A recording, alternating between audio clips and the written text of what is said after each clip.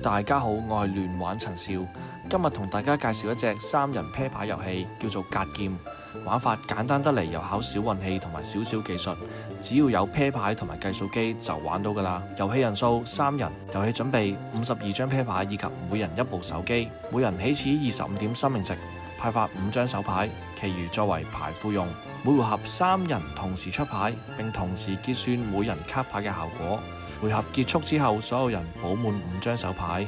當一方生命值歸零，判輸。如果抽到牌庫冇牌，就係平手。而家介紹下卡牌嘅效果。A 至到 King 分別代表1至到13，葵扇就係向左攻擊，梅花即係向右攻擊，階磚係反擊，紅心係回復。咁每回合雙方同時出牌並結算效果，其中反擊克制攻擊，回復要喺受攻擊之後發生。仲有一個變異玩法就係彩色 Joker 可以偷取左手邊玩家嘅卡牌效果，而黑色 Joker 就可以偷取右邊玩家嘅卡牌效果。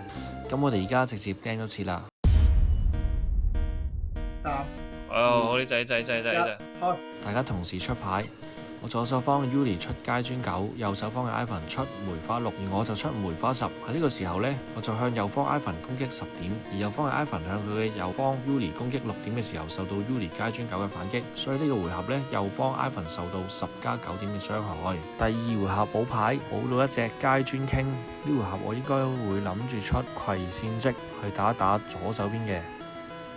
好，出咗葵扇積啦，竟然受到左手邊嘅階磚10 Yuli 反擊我10點傷害，然後右手邊嘅階磚7呢，因為冇受到傷害，所以亦都冇反擊，冇事發生。咁我哋就輪到第3回合再補牌啦。好，呢回合我會選擇出階磚3去反擊。咁我左手邊呢係出梅花積，佢對我攻擊嘅，所以會受到我嘅3點反擊傷害。而右手邊 Ivan 佢出咗紅心，所以係直接回13滴血。好，下一回合。我出咗階磚8，左手邊出紅心5，右手邊出梅花女。梅花女佢攻擊右邊係攻擊12點傷害，然後回返5點生命值，而我嘅階磚8就冇效果。好，然之後就繼續睇埋落去啦。自保先，嚟，準備1、2、3，哇！大回血啊！大家都睇下10啱啱好，滿血撚，又可以進攻啦。3、2、1。